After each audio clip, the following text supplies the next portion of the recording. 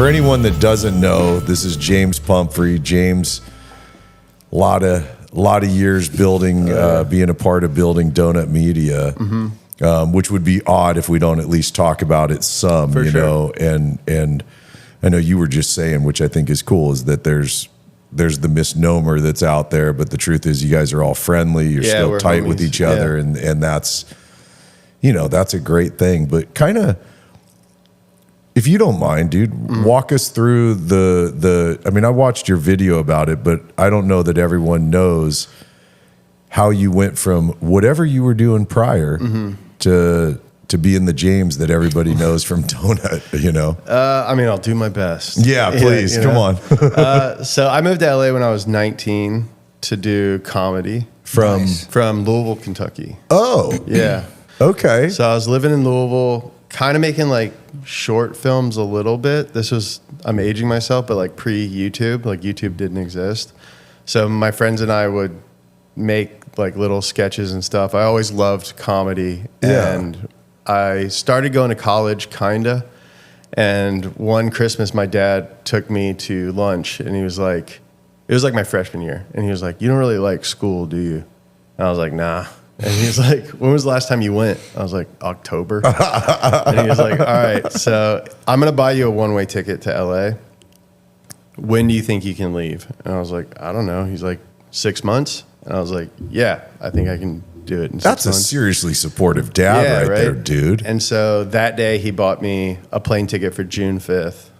And I had 6 months to get my shit together. Wow. And he took me to the airport, and he was like, "I want you to give it a year." And I gave it a year, and now it's 20 years later. Wow, Yeah. man. So I'm still here, yeah. So that was your goal initially, was comedy, acting, Yeah. writing. Yeah. Yeah. Totally. So I moved out here the same year that this theater called the Upright Citizens Brigade opened in Los Angeles.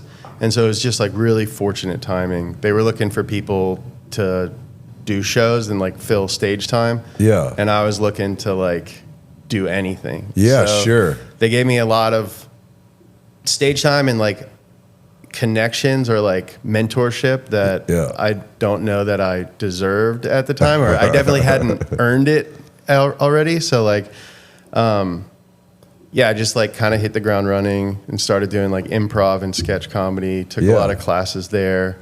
I was an actor, so I've been in like some movies, on some TV shows. I wrote, the coolest job I ever had was I wrote for Loiter Squad, Tyler the Creator's show on Adult Swim. But yeah, just like a lot of comedy shows and stuff. And then, but always still loved cars. Like I always had like an $800 Golf on coilovers and like $2,500 wheels. And honestly, liking cars for the longest time, I feel like was like sort of like my little secret, because I was hanging out with like all these comedians and they drove Priuses and you know, like that just like wasn't a cool thing in my circle to like really focus on. And I had this like spray painted Golf, you know, and it was like I used to call it like my third date confession, where on like the third date, if I could tell a girl liked me, you know, and it's like, okay, you're into me. I can tell, like, I like cars. Yeah. That's where you find out whether or not there's a connection or not, right? Yeah, that's where the rubber meets the road. It's like, I don't have AC in my car, and because I ripped it out. And I think it's really badass, and I got more money in the coilovers than I do in the car itself. Yeah, listen, I hear you. I'm gonna be broke and buying mirrors for stuff. Right.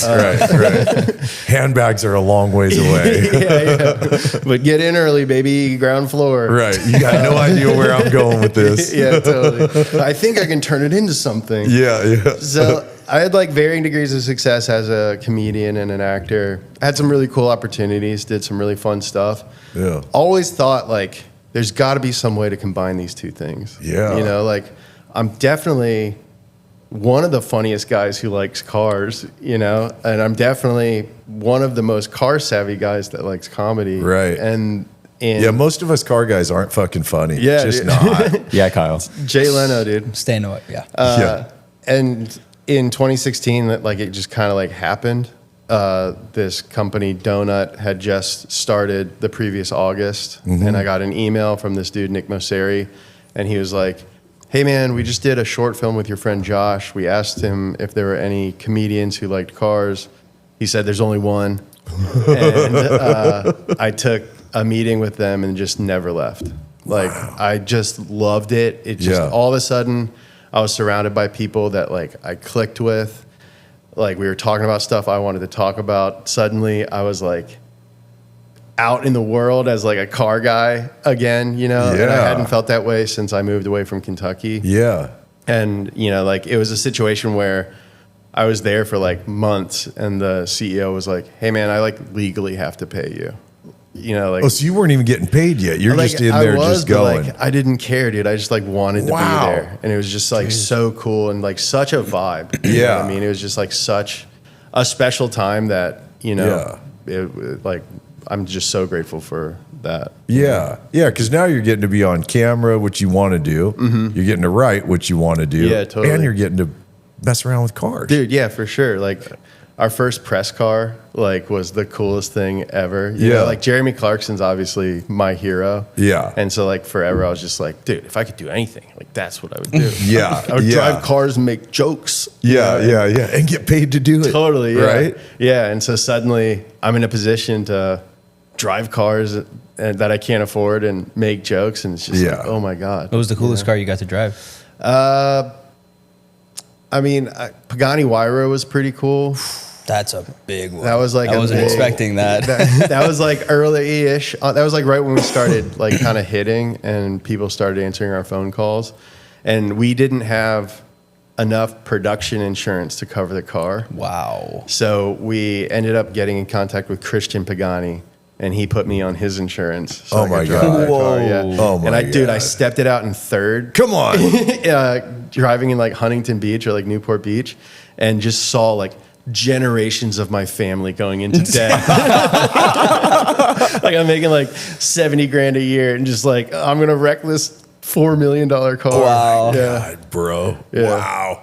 I've driven some heavy hitters. I mean, I would say probably the gnarliest I would say was that F40 that I got to drive. Oh yeah, dude. But now when I say I got to drive it, this car just got sold recently. I stored it here, and you know, I got to drive it for all of about 2 miles, but I did get to drive an F40. Yeah. And I did ask the guy, can I at least get it into boost a little bit? And he said, yeah, just do me a favor, slightly roll into it.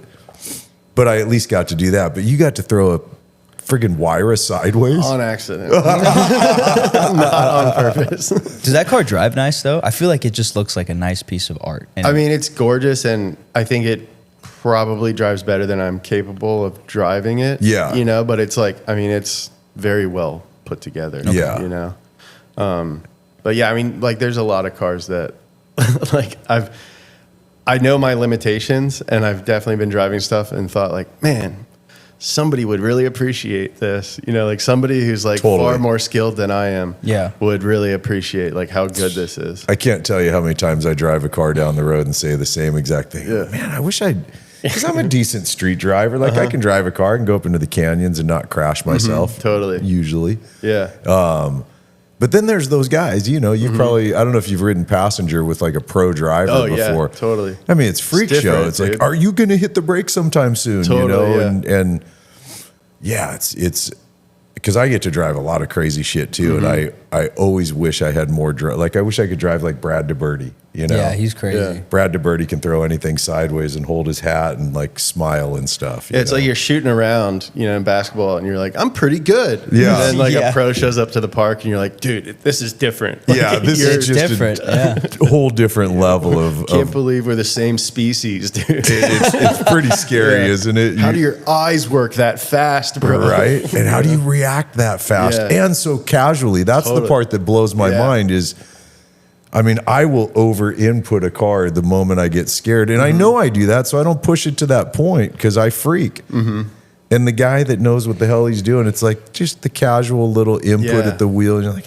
how do you? Yeah, the amount of confidence while moving that fast is something that is totally foreign to me. Yeah. And I don't think I'll ever experience it. I don't think I mean, I know at my age now, my gear for going fast it went away a long time ago, you know, and my gear for fast back then was, you know, like I've ridden motorcycles with pro riders before and thought I was really fast until I went around a couple of turns. Like, I can't even see this guy anymore. He's just gone. And he's got a girl on the back too. Yeah. Chuck Graves, the specific one I'm speaking of. Yeah. So, okay. So then you do, how many years were you donut? 10 years? 2016 to last year. So 9 years, almost man. 9 8 years. 9. Yeah. Wow. Yeah. It was, dude, it was awesome. So, and in between there, and if you're not comfortable with this one, but I think it's a, you know, it's an important one. I think is you had a massive health thing go down. Oh yeah. That was during your time at Donut, right? Yeah. So 2019, I had a heart attack. Oh wow. When I was 30. How old was I? 37, 36. Yeah. Do you know what caused it? I think mostly genetics. I also like wasn't taking care of myself. Yeah. I've definitely like gone through periods in my life when I haven't put my health first. Yeah, sure. I think I'm just predisposed to like not be allowed to do that. Got it. So I'm like, based on like my genetic makeup or whatever, like I got to be on it. Yeah. And I just wasn't on it. So. God, that had to I can't even imagine, brother. It was wild. Where are you at? Like, what were you working when it happened? Were you home? What? It was the morning, and it wasn't like the like movies where like my arm started hurting or whatever. Okay. It's just like my back felt kind of weird. Yeah. And I just kind of felt crappy. Yeah. And I went to work, and we were gonna shoot like at the Peterson, and I was like, I gotta go to work because we have a location, and you know, and so I got there and I was like, dude, I feel awful. So I drove myself to the hospital, which apparently like a lot of guys do. And of course, is really dumb. Of course, like, they call it like the masculine bullet or something because so many guys just die in their cars and just take somebody out. Fuck. And so, I just checked myself in, and I have like a stent in my heart. Got it. Wow. So then that caused you to make obviously a conscious shift towards your own health and wellness. Mm-hmm. Yeah. So I made a conscious shift, then sort of like relapsed into being very unhealthy, but then in the past few years been like pretty on it. Yeah, for sure. Yeah. Good, man. I can't honestly. I can't even imagine. And it's funny you say it the way you did, that it's not like the movies, because I'm picturing you, you know, who I've seen in videos a million times. Now I'm picturing you. Oh, shit's going wrong. You know, that's wild, man. Yeah, it snuck up on me. So then what has it been, a year now that you made the pivot to do your own thing? Yeah, so we launched the new channel, Speed, on August 1st, 2024. So we're coming up on a year right now. Not even 1 year yet, man. Yeah. You enjoying the hell out of it? Dude, I am. I'm really liking the stuff that we're making. I'm really loving the guys that I'm working with. We have Jesse Wood, who's basically our CEO, and then Zach Redpath, who directs all of our videos. And then this dude, Stanley Ray Brandon, is our editor. So he edits all of our stuff. That's a rock star name right there. Yeah. Like Stevie Ray Three Vaughan, first right? names, dude. Yeah. That's a good one, man. I have 3 first names too. I got screwed. I got Sean Davis with no middle name. You got no middle name? I got no middle name. That's crazy. Do you have a middle name? Yeah, Edward. Okay. My parents got lazy. They gave my brother Joe, they gave him a middle name, Isaac. And then they just quit on me. And then my little brother, they quit on him also. They were like, we did one middle name. Fuck it. We're done. I don't know. I think that's I like the people. My buddy Nick, he comes from like old family money. So he's Nicholas Dearborn Fitz Randolph. Wow. Dearborn's tight. Is he Ford family? Right? No, he's not. I was like, damn, that's a rich dude name, dude. Yeah, for sure. That's an old money name for sure. Yeah. He's like old. He's definitely old. I mean, old money. Like, I don't know if you've ever been to Harvard area, Harvard Square. Like in Boston? Yeah. So Harvard Square, it's all these historic houses, like this house, George Washington made his command post, and this is the Hancock house, and their house is right in. Oh, wow. Yeah, dude. That's where he got in early. He grew up in Harvard Square. Got in on the ground floor. God dang, man. Didn't go to Harvard, though. No, he opted to do like I did and play music. I was a working, that's what I did most of my life prior to doing the car stuff. I was a working musician, touring all the time. Tracks, you can tell. Like how you wanted to do, right? Yeah. Like how you wanted to rock and roll hair. Yeah, right. Hey man, I had grand hair in 1987, dude. I had the full. We were doing gigs with like Poison and Warrant and stuff like that. That's pretty cool, Sean. It was a pretty fun time in life. Thank God it ended and I lived through it. Dude, I was just talking to one of my buddies yesterday, actually, about like that whole scene. And like you've aged very well compared to your contemporaries. Because a lot of my friends don't look like that. Yeah. Like as far as like a group of dudes, like I think that aesthetic and then like the lifestyle contributed to. Dude, it was the most, you think about it, you had you come out of the 60s, now you got the 70s, people have discovered cocaine. Yeah. Right? And then the 80s, not only discovered it, people were like, I mean, everyone is doing it at that time. Everyone says they don't, but everyone was doing it. And it was such a debaucherous time. I mean, it was, like I said, I'm glad I got to live it because I got crazy ass stories, at least the ones I can remember from back then. Yeah, if anyone's having a heart attack, should have been you. Yeah, right. but like I have a couple friends, I catch up with them every once in a great while. 5-10 years will go by and we'll catch up. God, those were the days. I sure miss those days. I'm like, you miss those days, dude? You should be glad they're over. You should be praying to God and thanking him daily that you survived those days, man. Yeah, totally. So, all right. So now you're doing your own thing, and is there stuff relevant to or related to what you did at Donut that you do now? Do you feel? Oh, for sure. I think like we definitely have a huge head start having experienced everything we did at Donut. I think one, just like running a channel on that scale, from everything from like, how to manage editors or like sticking to like a consistent cadence to like thumbnail and titling our videos to dealing with like sponsorships and kind of like having an idea of how to pay for the whole operation. Yeah. And I think like one of the things that isn't super obvious from like the Donut experience is like we had like really great mentorship. Yeah. And we were able to sort of like make creative decisions with these like guardrails from like these smart business people. Yeah. And also like not use our own money, which was really cool, So did you have like somebody invest in the initial phase to get you going on Speed? Yeah. No, we thought about it and we talked to some people that we really like and we'll probably work on something in the future. Like I think we want to do like consumer products and stuff like that. I want to own a gas station. Really? Yeah. Interesting. So I would have to definitely raise capital to do that. I'll say. Yeah. Right. But for Speed, just based on, our experience at Donut, it was kind of important for us to just own it full cloth and started with our savings and sort of like grin and bear it for the first couple years before we start making any money. But it was just, at least in the beginning, but before we like knew what it was, we wanted to just have it be ours. Smart. So the four of us all own a stake.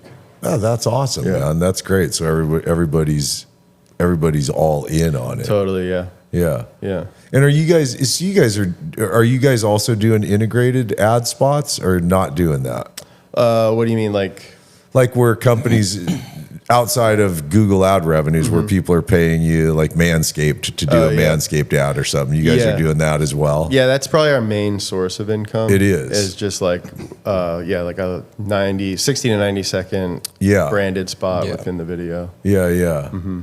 That's one we've gone back and forth with. We were doing them for a while, then we got way too purist about our art. Yeah. You know, because it's fun. We do try to create the best content we can, sure. You know, and so for a while there, it felt like we were kind of whoring ourselves out a little bit, so to say. And now we've been back doing them recently and starting to watch the number climb, which is good because this stuff all costs money. I mean, totally, as you know, dude, it's.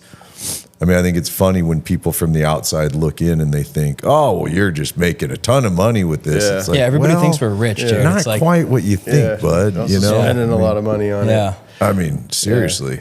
I mean, I think the relationship with like advertisers and also like it's like a 3-way relationship between like you, the advertiser, and your audience. Yeah, you know, because like we say no to a lot of stuff. Yep. Because I know that my audience looks at me in a certain way and like comes to me for like a certain level of trust. Yep. And I don't want to, like, I need to maintain that. Yeah. So you don't want to bullshit people and say this product's great when you think it sucks. Yeah. So like we say no to like a lot of like automotive products. Yep. That one's like the trickiest one where it's like, it seems like it makes a lot of sense for me to, you know, advertise this like automotive product, but like I can't or it'll ruin my career. Yeah, sure.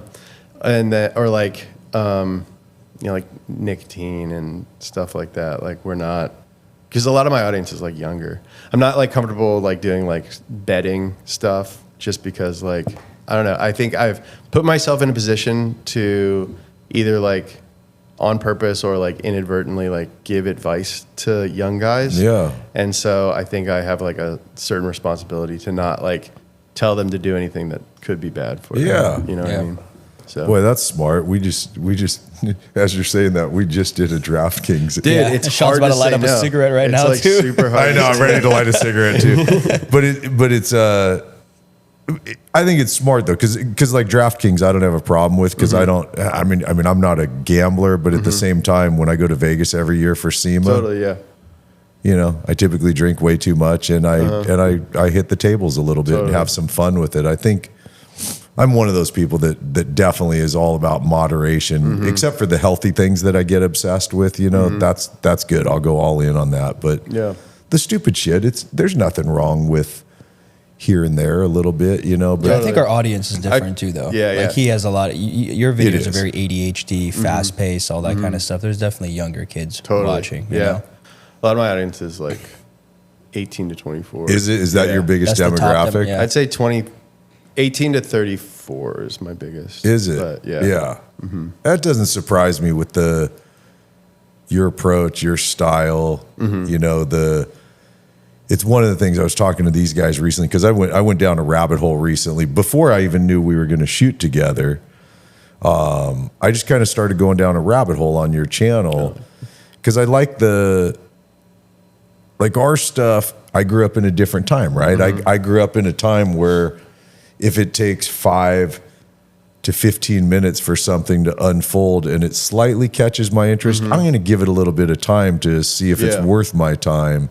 You guys aren't of that generation. You guys give it a few seconds. Yeah, totally. I mean, truly. Totally. I mean, and I think like that's another part of the job that like you're always thinking about, like audience retention. Yep. You know, and you try and do it in a way that's not weird or gross. Because I do think that like people like Mr. Beast and that sort of content like have hacked like the human brain and been like, all right, now we make a cut right here and then we like pan over to here and then I repeat the concept like again at like 35 seconds.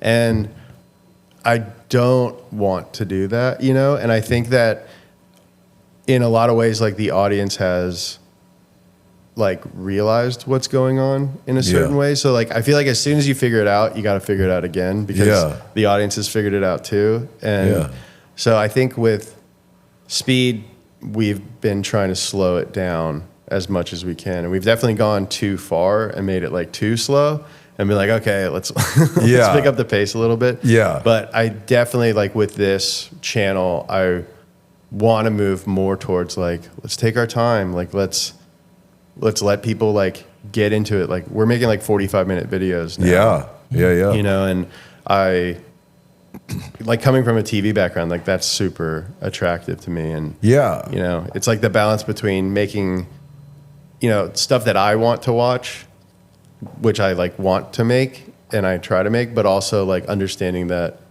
I also want a bunch of other people to watch it. So it's like that balance between. It's tough, dude, when you start creating art, right? And you, because you have your sensibility, the stuff that inspired you, but then you got to be aware of what people are, I suppose, at some level, what people are. It's a funny balance because you don't want to sell your soul, but at the same time, if you're going to create art, you don't want just your 5 best friends watching it, because then obviously you're not making a living at it. Yeah, you know? Absolutely. Then it's a hobby. Yeah, exactly. Mm-hmm. Which is how like our channel initially started. You know, my storage business is what, you know, it's what pays my bills. It's what keeps me alive. You guys get the views. You guys get good views. We're getting there, but not like what you're doing, dude. Yeah. And that's, you know, I was telling you, we'll off camera. Don't worry, we're not going to bore you guys with specific questions where you go, why the fuck are they talking about view duration? This is a YouTube podcast now, dude. Yeah. We're going to teach you how to start a YouTube media channel. Podcast, bro. Yeah. So did you in the donut days, or even in what you're doing now with Speed, do you watch other content and analyze it and pick it apart, or do you guys really go with what you want to create? I bet it's pretty similar to like being a musician, where it's like when you're young and you first start doing it, it's all you do is just like listen to music for sure over and over. You know, every band for sure. You just like pick it apart and you're like, how did he do that? Yeah. Like, oh, dude, rewind it. How did he do that? Yeah. You know? And like rewind it, lift the needle. Right. And as you get older, you watch less and less. So like, I think I definitely try and be aware of what else is going on, and I'm like a fan of a lot of stuff. Yeah. But I'd say I'm like less a fan of like the biggest YouTubers in the world, and more a fan of like stuff like that I like. Like I watch your guys' channel. Wow. You know, I watch like who else do I watch? I'm blanking right now, but I do. Like I watch like Mike, like Stance Works. I watch him. Oh, okay. I love Vin from Hoonigan's channel. Yep. The big time guys are great, but they're getting crazy views.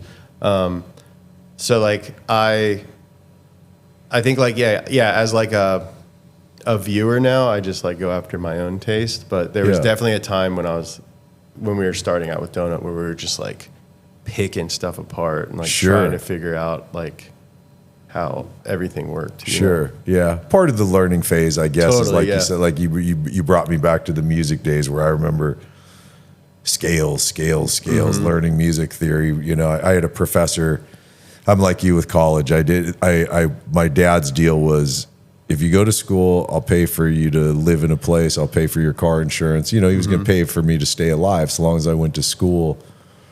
I had to take business classes. So I signed up for a bunch of business classes, but all I did was took the music classes and like dove in hard on it. 6 months in, my dad said, "Hey, I haven't seen a report card yet," or whatever I don't know. I don't even know what you call it in college. It's a report card, yeah. That's how long I stayed. You know, but exactly. Didn't get to that point. Didn't get that far, man. Yeah, when he found out all I was doing was taking the music classes, that was out. But I had a great professor back then. He said, "What you want to do right now is study your theory like crazy, play scales like crazy, and you're going to suck. You're just going to be a fucking horrible musician. But in 5 or 10 years, as this becomes a part of you, now you'll start actually playing music, you know?" Totally. And I think that's like great advice to give anybody who's doing anything creative or really anything. It's like, that's the first barrier to entry, is like everybody sucks. Literally everybody who starts to do anything sucks. Yes. And so many people get discouraged by the fact that they suck and they aren't willing to push through the suck until they get to the point where they're kind of good. You know? And then when you're kind of good, like, it takes so long. I forget who said this, but it's like a relatively famous quote. Like, it takes a long time for your taste, or for your talent to catch up to your taste, or your ability to catch up to your taste. And like the reason you get into something like music or like making videos or making movies or whatever is because like you're a fan of it and you like it. And like I assume that you like good versions of it. Yeah. And so like, you're like, all right, cool. I'm going to do that. And then you're like, well, I'm like nowhere near what I like. Yeah. So I specifically remember when we started our YouTube channel, we sucked so bad that we would go out and shoot videos and then come back. I was the one that had to figure out how to edit and I've never edited in my life, you know? Yeah. But I remember editing stuff and going, oh shit, we never did an intro or an outro or all we did was just go out and shoot some shit and I can't make a video out of this. There's no story. Fuck it. Let's make a video anyways. Yeah. And we've left. Do you guys do that? Do you leave? I mean, well, with your new channel, obviously you're less than a year. So of course everything's up there. Did you guys ever go back and remove? So donut number one to where it's at. Yeah. Which is fun, right? To see the arc, to let people see like, yeah, look, we sucked too when we started this thing. First video ever uploaded to Donut was like a montage-y type thing about the Lemons race. Yeah. And then I think my first appearance on Donut was, I was like trying to do a vlog. Cause I started Donut as like, just like, I wrote like sales copy and like made like pitch decks. Yeah. What did Donut start as though? Like, what was it trying to be? It was trying to be a YouTube channel, but like back then YouTube was so different than it is now. So I think it was when Gymkhana was killing it and like all that, like those huge budget stunt films were like getting like 25 million views. Yeah. You know, and so one of the guys who started Donut, this dude, Ben Conrad, directed a few of the Gymkhana movies. Oh shit, I didn't know that. So he was like, cool, I'm just gonna like do this. And so like we were doing a lot of like work for hire type stuff, like dueling monster drift cars or like shooting a lot of stuff for like Nitto. And like a lot of our team was just like guys who came from Formula Drift media world and we're just like 22 and willing to hang out of a car and like shoot crazy stuff. So crazy. And again, like I showed up and I'm like, this is like the coolest thing I've ever seen in my life. Are you kidding me, dude? You know, and like, so early on it was a lot of just like totally branded stuff, like action videos for YouTube. And like, those are all still up, like shooting with like Tanner Faust in the woods or, so you're shooting content that it wasn't specifically for Donut, it's for other. Yeah, it was like a mix. So we would shoot stuff for like NOS Energy Drinks channel or whatever, but we would also, like one of the things they could pay for is like publishing on our channel.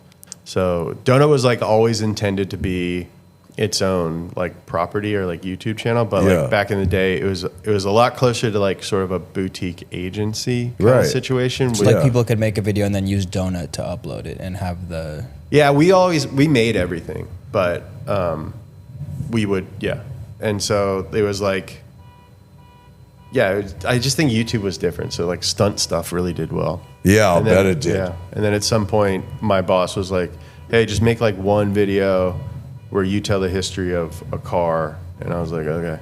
So like I did. And then that's what we did from there. I remember seeing the Harley Davidson one, everything you need to know about Harley Davidson. And that one's fucking hilarious. I didn't see that one. You should watch that one. I should, because do you ride? No, I don't. Oh, really? No. So you go do a video about Harley. Because I'm hardcore on Harley. I moved from, I used to ride sport bikes, of course, because I liked going fast when I was younger. I crashed enough times that I took a break for like a year and I went, I'm going to rent a Harley. I figured I would hate it. I fucking love Harley. I like the torque of the V-twin. I like the sound of it. And I like you got to watch the video. You could put the most lame person on a Harley and you're instantly cool if you're on a Harley. Dude, I mean, as far as vibes go, doesn't get cooler. Dude, it doesn't get cooler. Right? Yeah. Like even if you couldn't get a girl, get a Harley and you will get a girl. Yeah. I can, I agree. I've done that. You're not contributing a lot today, Kyle. No, usually we can't shut you up. True, but I'm trying to work on that. I'm trying to work on being a little bit more calm. I think he's getting a little self-conscious because he got somebody in a comment said something about that kid interrupts too much. Oh, no. He interrupts all the time. I've been talking too much. That's why it's a podcast and not a phone call. You're supposed to interrupt. That's right. Yeah. You guys are also having a really good conversation though, so I'm kind of like zoning out listening to it. Yeah. The channel is too new to where we see all the new comments. Yeah. Oh, dude. Yeah. I stopped reading comments like year 4 of Donut. Oh, did you really? Yeah.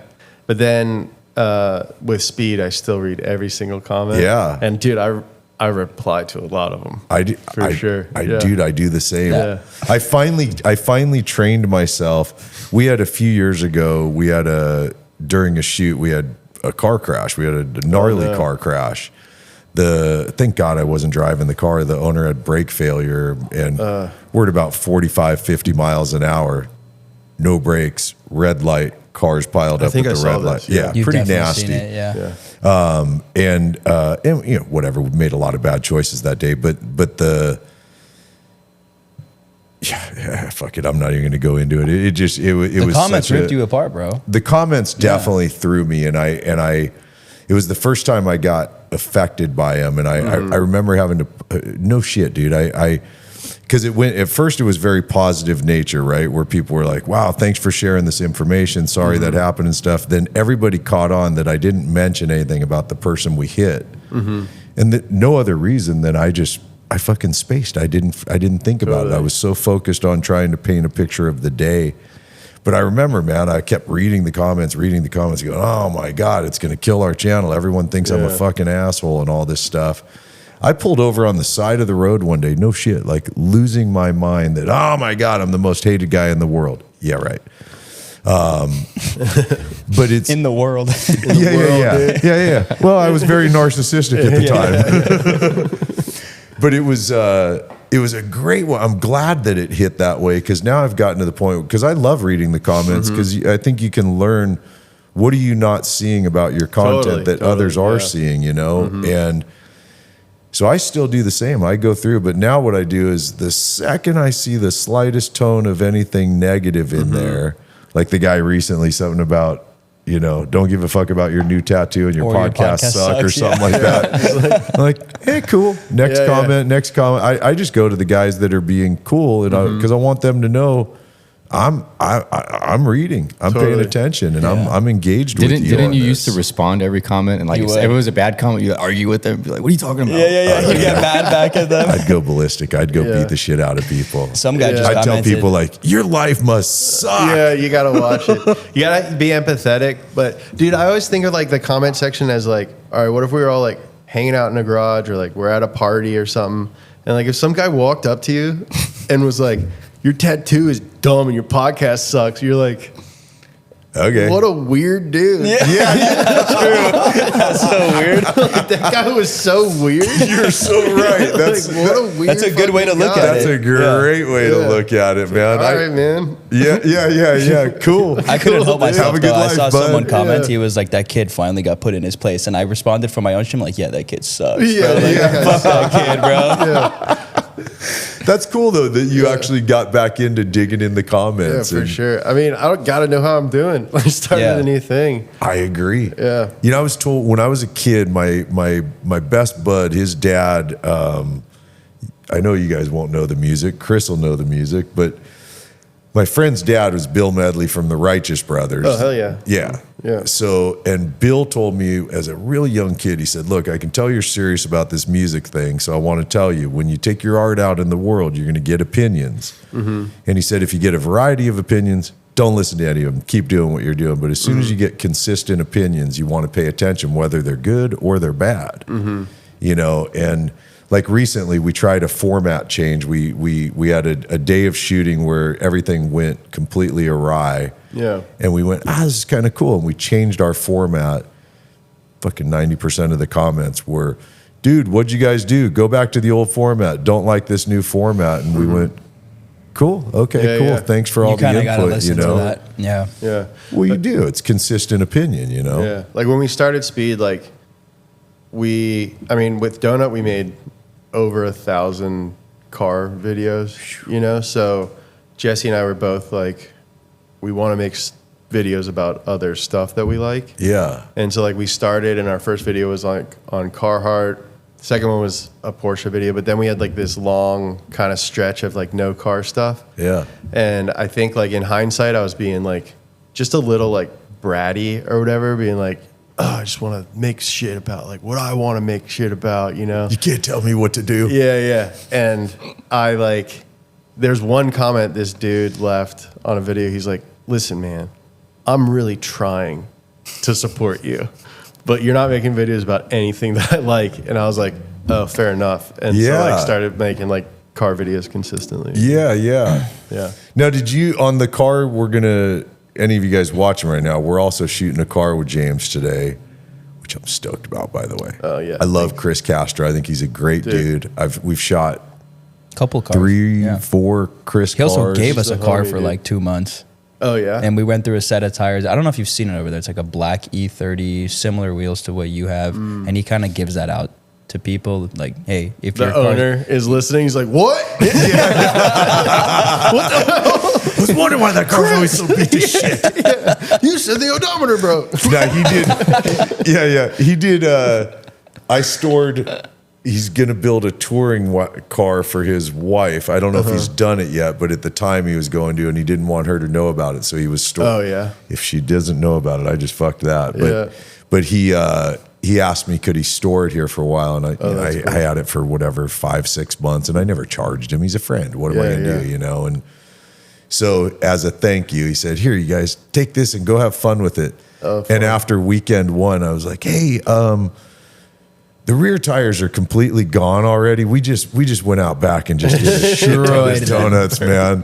And he's like, no problem. Take it over to my guy. And they did tire. I can't even remember if we paid for the tires. I think Chris paid for the tires on those. Dude, he's got this like village in North Hollywood. It's so cool because he's like lived in the neighborhood forever. His dad had a shop before he did. He's been in the shop since he was 4 years old. He told me, he was like, I've never had a paycheck.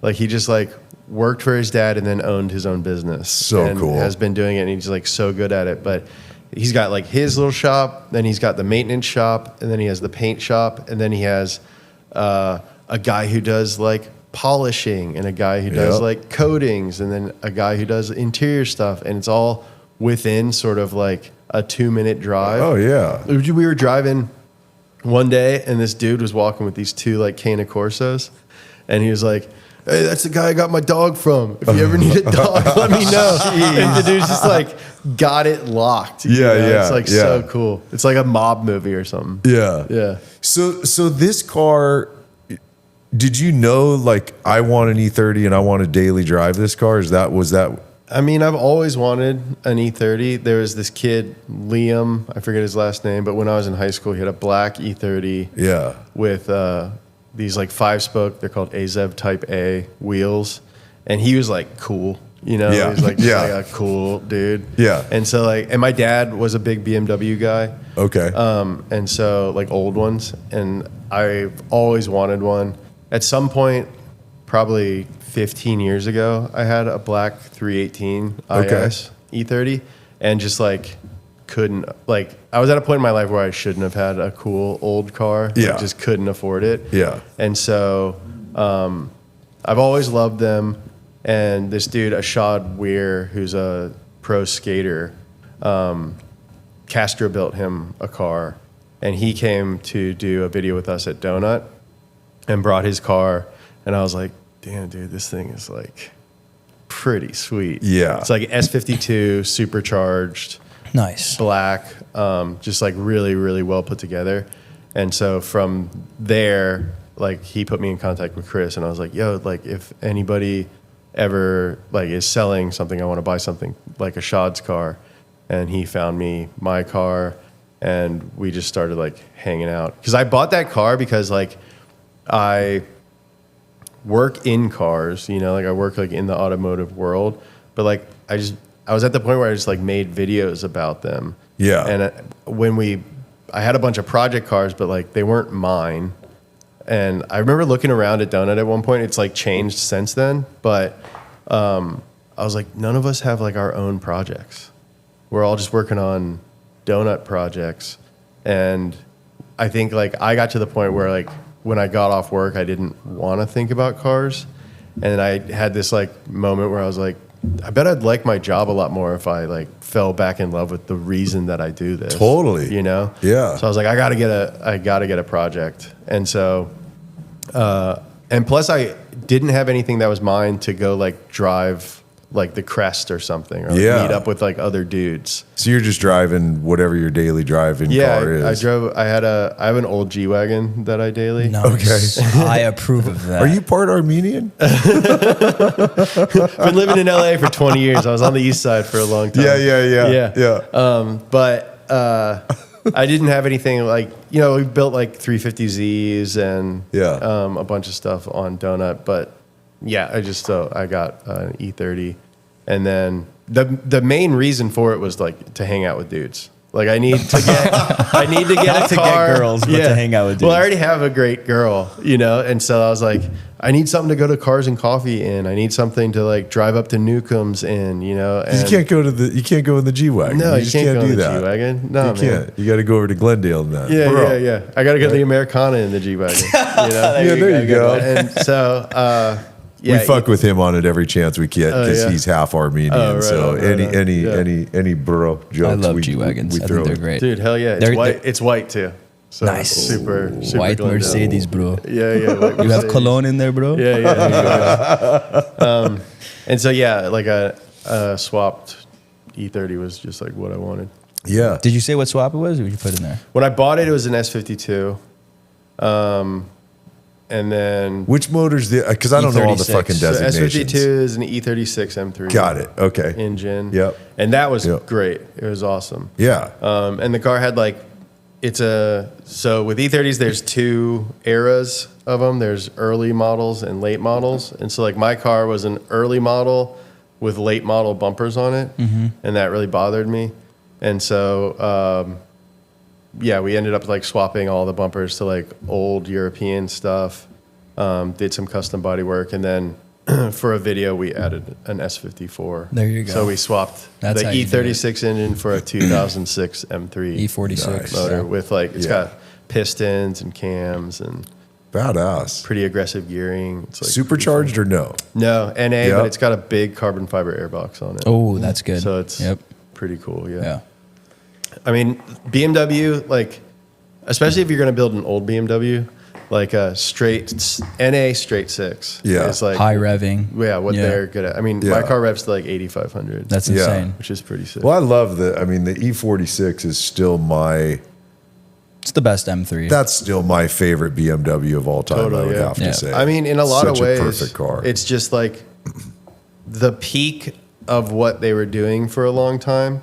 Yeah. And then after that, they started doing something else. And I think they're really good at that something else. I think that something else is a really cool thing. Like definitely forced induction. And I think, like F80 M3 is a fast car. Like G80s are fast. Like frustratingly fast for a lot of people. But like E46 was like, all right, high revving, naturally aspirated, momentum. It's a well-balanced car. This is like as good as it gets. I agree, man. That's such a they're so. See, I'm as obsessed as I am with American muscle. Mm-hmm. Right in line with it for me is German engineering. For sure. Like I grew up in 356s as a kid, so I still have a grand love for Porsche. Like anything, almost I'll say almost anything Porsche, because there's a couple of them where you're like, you shit the bed on that one, guys. That was a miss, dude. Yeah, that was a miss. But as a whole, still good job. They're still fantastic. Yeah. Well, it's like I was telling you, Rogan was saying, I don't trust my people, Italians, to make cars. They're staring at ass all day and eating pasta. I want some German guy on meth fucking building my car. Like, nice, we have to make it like this. Perfect. And German cars are perfect, dude. Yeah, they are. They are. I've always laughed at some of the guys I know say, I don't really like them much. They're over-engineered. Mm-hmm. And my thought, I've said it to him before, I'm like, okay, so you're gonna get on the road and your plan is to go fast. Yeah. And you'd prefer that the car's under-engineered? Yeah, that's stupid. I want to go 130 in something that the engineer was chill about. Yeah, he was drinking beer. He didn't really care that much that day, I'm not engineering the thing. I want that guy to work overtime. Yeah. So how long has the car been done then? About a year. Okay. So, so we finished it last spring. So a little over a year, because I think we've started it. My birthday's in March. We started it like on my birthday. Oh, right on. And then we built it all in 5 days. Whoa. See, I was watching something about it. So that's legit. You guys really did the full. Yeah. So we shaved the bay and painted it, and then there's some body work like around the rear. Yeah. That we did beforehand. And then we got all the parts in one room, unpacked everything, laid it all on the floor, and then, hit it and did it in 5 days. I think I saw a picture Castro maybe posted. Mm-hmm. Everything all laid out. Every part, like the mise en place, right before you cook your meal, you have everything, the ingredients that was set the up. sickest day of my life. I was just to see it all laid out like that. Because ECS sponsored and partnered with us, and they were just like awesome. They literally sent me a cart, and they were like, fill it. And so like we did. Wow. That's fucking sick. Which is like awesome. And like laying out all this stuff that like I've always wanted, like just like brakes and this company Ermler Racing, they're like these German touring car guys. Yeah. Built me a set of magnesium wheels. Did your intent was to daily drive it, like build what you built to drive every day? I mean, when you build cars on YouTube, it's not necessary. I was thinking about this on the way over here. It like you're not necessarily building a car for like a purpose, you know? And I think a lot of people that make cars for videos sort of like fall victim to this or are guilty of this. Yeah. Where it's like, I think a lot of times you build a car based on like what parts will make a good title for a video. You know, it's like, so I do like the suspension in this video. I do wheels and tires in this video. Yeah. But like, you're not really thinking as much about like, oh, I'm going to drive it one day, you know? And I think that might be like a bad influence on young enthusiasts because like ultimately you're building a car to drive it, hopefully, you know what I mean? And so with this car, I really wanted to like be honest with myself too about the purpose of the car. Yeah. And really do every single thing about it, like moving towards making it good at that purpose. So like I wanted to drive this car as much as possible. Yeah. And so like we went with like a thicker tire and sort of like a softer suspension setup, full interior. It has AC, you know. Crucial right now, right? Yeah, really crucial. Well, I think I was telling you when you pulled in, like when you're young and you're like, oh man, like I'm building this car, man. I'm probably gonna go to the track all the time. Yeah, you know. Yeah, and it's like I probably will go to the track twice this year. You know what I mean? Yeah, and I probably won't even drive that car. You know? Or go real mild on it because you don't want to have to do brakes and tires and totally. Yeah. So the intention was to build a daily, and that's like so it's got like thicker tires, softer suspension, like not a crazy clutch. Yeah. It's like I haven't painted it. Yeah. And I think once I paint it, I'll stop driving it. Oh, you know? no. Yeah. And so like it got repainted in 2012 and it's like a GMC truck color. Yeah. And so, I mean, you'll see it's definitely got its flaws, but I think those are the things that kind of make it usable, you know? Totally. Yep. We see it. I mean, Kyle and I have gotten to the same point where when we're shooting a car that's a real patina car, like, great, this guy beats the piss out of this thing versus the one where we went for Riddler with this car. I spent $3 million on it. How many miles it got on it? Oh, we don't drive it. Yeah, we don't drive it. We don't drive it at all. Don't even look at it, please. Totally. Which is like no judgment there. Like cars are pieces of art, and if you want to spend a bunch of money to have a really cool thing, for sure, that is like very intricate that you can like explain and like look at, like, dude, by all means, for sure. But this little fucker is it's a driver. It's a ripper, dude. I love it. I like that. Yeah, and I've lived in LA for a long time, and I'm getting older, and I just like history. So like sort of I don't know, a very like subtle nod to like Mulholland racers and stuff, and it's just like a little German hot rod that I could see just like ripping up Mulholland, like style wise. I totally agree. For like Mulholland Drive. So I'm assuming you must have gotten it into the canyons. Yeah, I drive to Newcombs whenever I can. Okay. On Fridays, which is closed now, right? Is it? Well, Newcombs has been closed since COVID. Yeah. Like you can't eat there. I don't think we just hang out in the parking lot, dude. Okay, got you. I don't think it's ever getting reopened. I think someone bought it. Did they? Yeah. Good. So I think it might be happening. Dude, I got years There was good food there, bro. Yeah. Great breakfast. Great breakfast. Great. I mean, I'm still more about the rock store, but yeah. Well, that's motorcycles. You can't really take your car over there. No, not at all. Way off to the side if you're going to do that. I started hitting the can. Like, I moved up to LA when I grew up down in Orange County, but I moved up in, I think I was like 18. I'd go out with my uncle and all of his pals that were all, 25, 30 years older than me. And, learn every friggin' canyon. I mean, I've been up and down the crest so many times, and breakfast at Newcombs, breakfast at the rock store. I've been going longer than any of you fuckers been alive. I'm 40, but I'm not kidding now. I'm 42 years of going to the rock store. Wow. Still ordering the same breakfast that I've gotten for 42 years. And I still dig it, man. I will be up there this weekend. 42 years. Wild, bro. Yeah, man. It's a great thing. I tell you what, when you're your age looking at my age, well, actually, I make my age look pretty fucking good. Let's be honest. But I remember, like being that age and it looks so different. At 59 years old, I'm going to be turning 60 in October. I like this getting older thing. I really do. Like there's this whole being alive thing. I really dig. Yeah. I just turned 40. Really? This year. Yeah.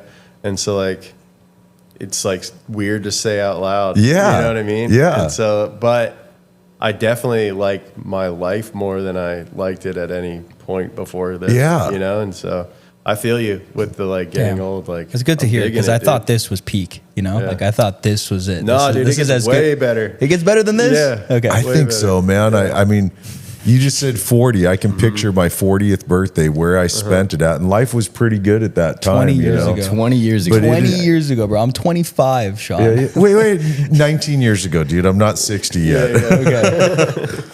But it legitimately, I swear, I think about like the fail of my music career, right? And dude, when I say fail, it's like, I had a deal with Sony. I had a deal with an indie label in Austin. I've toured a lot. We had CAA repping us for a while. We hit pretty hard, but we never created the success we were shooting for.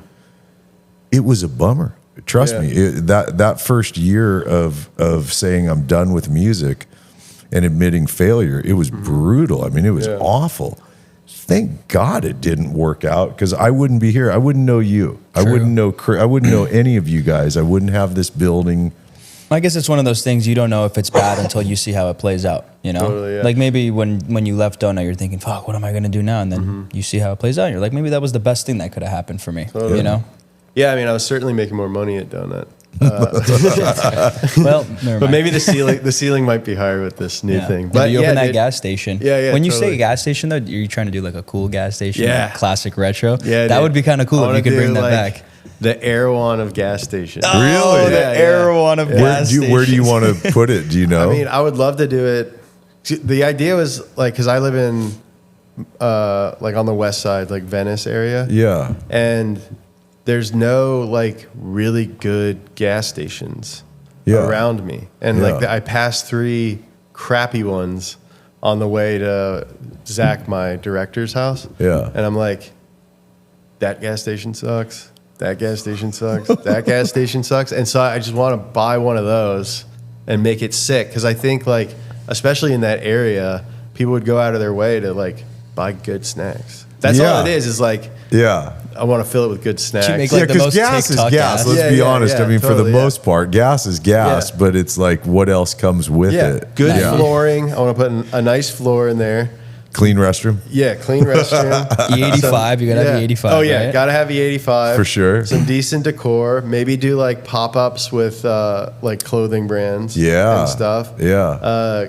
Like fancy energy drinks, like good, like artisanal corn nuts and stuff. Dubai chocolate for the TikTok kids and shit, right? And then maybe like, dude, like a really good hot dogs. Yeah. You know? Yeah. LA street And dog. then like gas station sunglasses are such a thing, and like I've bought them so many times, like on the way to the track. And or they something. suck. They suck Every And time. They're like $25 now, so they might as well be $100. Yeah. And I might as well throw in some like Quay or like make them 150. Like do a deal with Ray-Ban, and like you can buy Ray-Bans at my gas Smart. station. I like It's not your a bad idea, idea. On your way to the To have a beach. hip gas station is kind of Dude, cool. a fucking sick gas station. Yeah. What would you call it?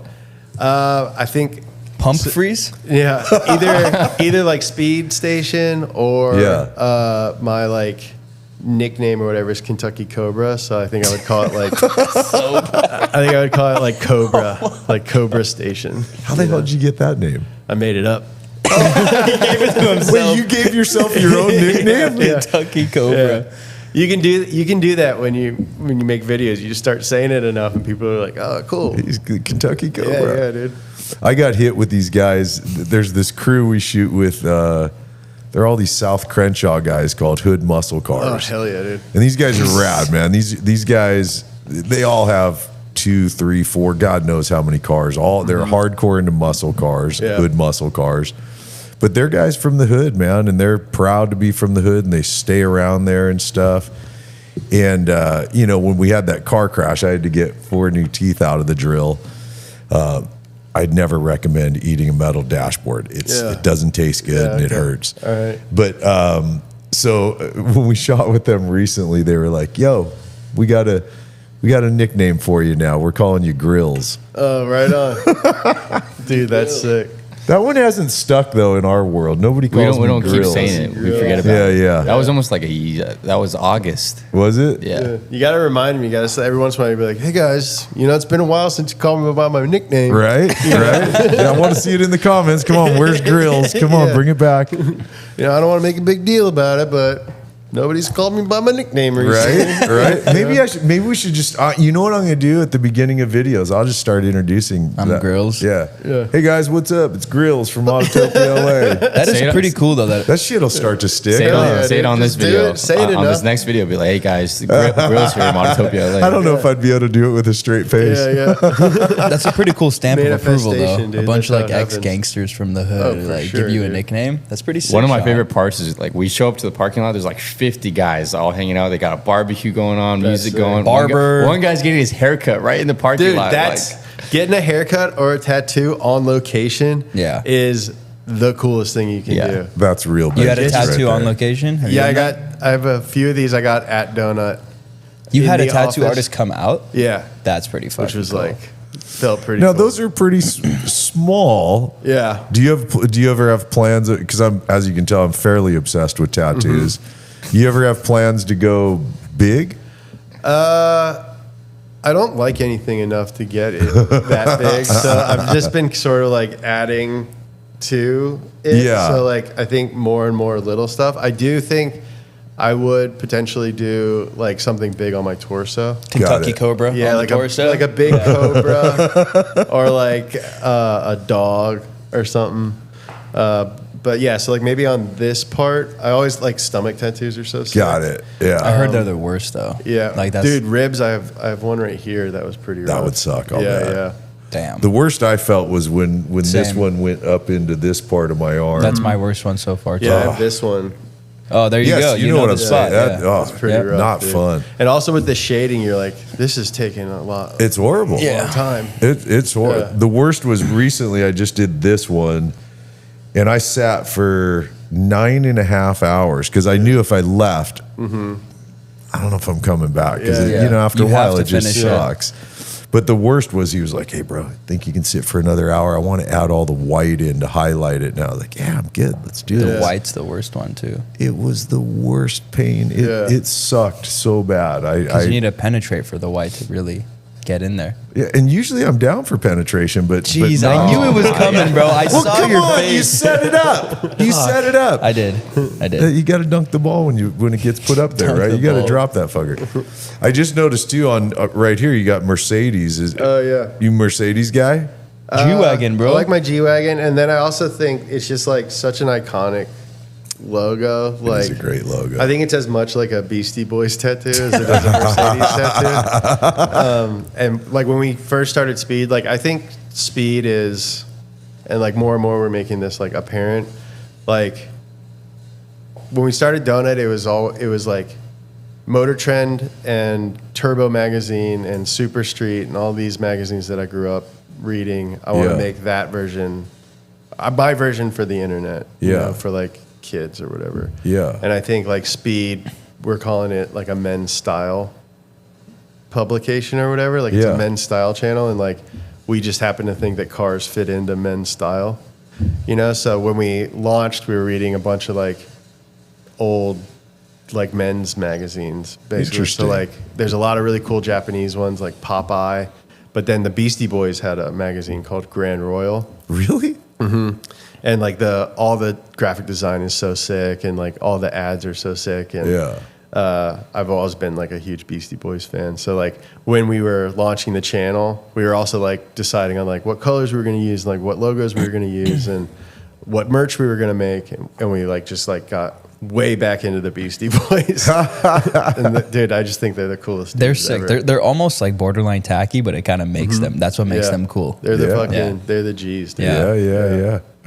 There's a group of kids. I think it's like two guys. They're kind of like them. Oh yeah. Do you know who I'm talking about? On TikTok. I've seen them on TikTok too. Yeah. And they have I think it's Joey Valence. Yeah. Joey Valence. Something like that. Yeah. And dude, they're pretty good, bro. Dude, they started like during COVID or whatever, and I was like, oh, this is kind of funny. But then I've seen videos of them recently. They're playing like huge shows. One of the kids got an M2, so it's working for him. Got an M2. You know? Yeah. Got an M2, bro. Yeah. But they sound like I just got a Mercedes that I'm like geeked on. Oh yeah.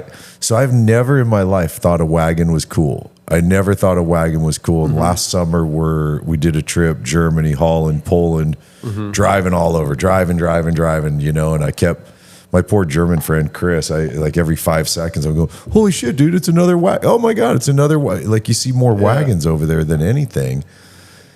Recently, one of my pals decided to get rid of a car that he bought and decided he didn't want to keep it. You know, he's got too many cars. It's an E63S wagon. I was going to dude, that's the coolest car. It is so badass. Coolest car. It is so badass. That like a grown man can drive. It's the first car I've owned where I feel I get in it. Didn't I tell you? I feel like a grown up. Yeah. Dude.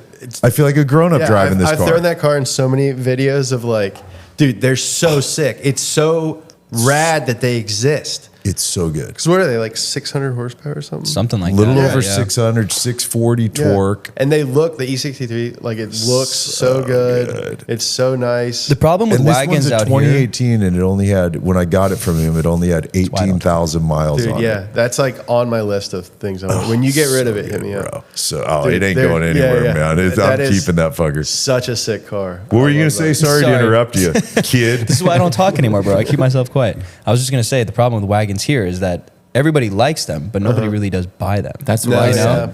Well, I agree with you, but that's mostly how it is. Like the G80 M3, if there's a wagon, cool, I like it, but I'm going to go buy the coupe or the four-door. I'm not going to go buy the wagon. I was the opposite. I bought one. There you go. Yeah, it's for the older crowd. For not you guys Europe are old. Is getting the G80. Europe's getting the G80 CS touring. That is crazy. Which is sick, dude.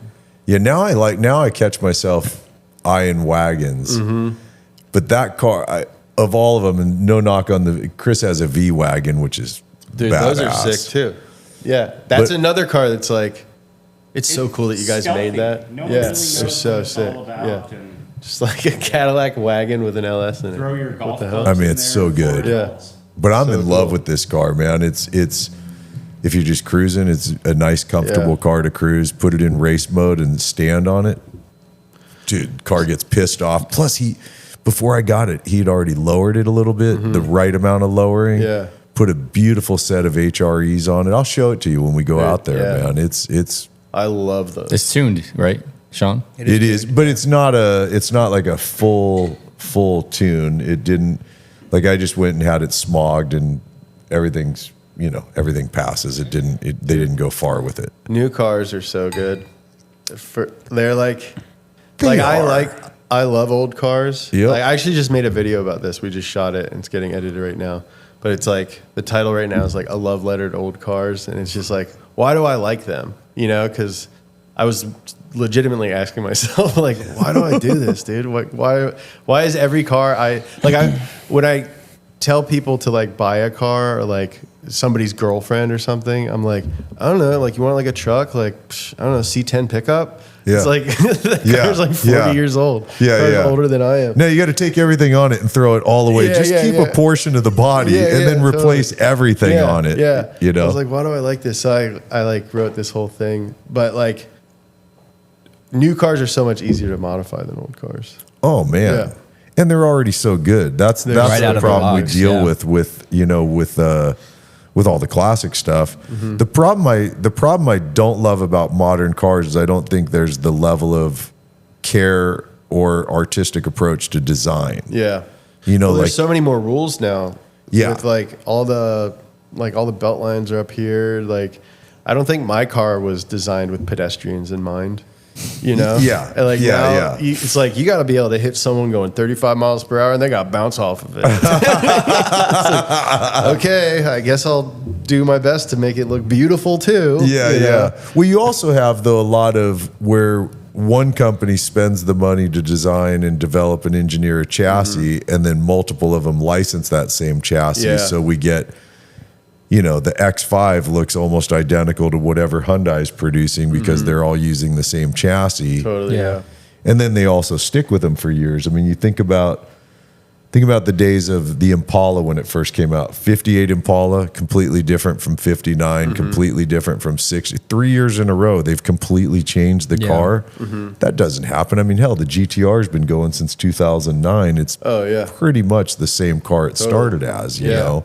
I mean, every year, pretty much, I've made a video about like the 25-year rule and like, here's the stuff that you can import starting this year. Yeah. And dude, this year was the first year where it was like, oh man, we got a lot of these. You know, like around 2000 to like, I think it'll like 2003, 2008 for sure. Yeah. That's when like all the chassis sharing started and the like badge engineering and stuff became like huge. And so there's not a ton of cars that they had in Europe or that they had in Japan that like we didn't get. Yeah. You know what I mean? Yeah. So like that sort of romantic idea of like, oh, like one day I'll be able to have what about tariffs now? That adds to it. So it's like now this car that you could have had if it was 25 years now, it's like you're not going to touch it, you know?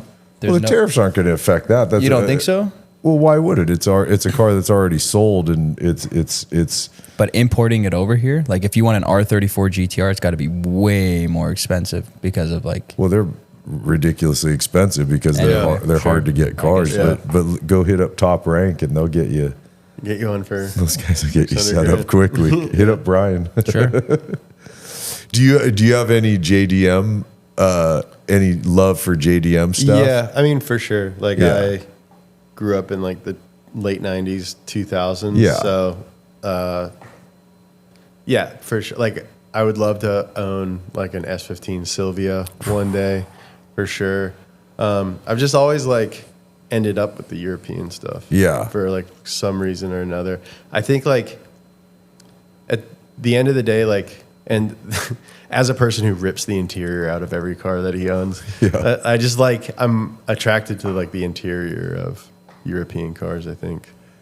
They do. I mean, I'll go back to that friggin' wagon I'm driving. That interior is so, it's so good. It's fun with a lot of the well done resto mods. When you're going to someone like Gabe's Interiors or Avant Garde, or there's a few of these companies that do such spectacular interiors. I always compare them to AMG because so much of the styling cue is taken from, I think anyways, from AMG, Mercedes. They're I think they're the kings personally of the best interiors. Yeah. I really do. AMG is such a cool company too. Just like German rednecks. Yeah. It's like, what if we took this little car and put the biggest motor in it? It's like, then add a supercharger to it, right? It's like it's like, hell yeah, dude. sounds cool as hell. I just think it's genius. I mean, that car with the V8 and twin turbos, like, life is good, man. Yeah. They're so cool. Well, speaking of cars, dude, why don't we wrap this part of our day and let's go check out your E30, man. I'm really excited to get into this one. And dude, I really mean this. Thank you for, I know you're a busy guy. I know you're creating, and I know certainly your audience that you've grown much larger than ours. So you're helping us today, and I seriously mean it. Thank you for doing this, brother. Thanks for giving me an opportunity to talk to other people, not just my two friends. Yeah, I hear you. Well, same goes for us. Cool. Thank you. All right, cool, man. Thank you.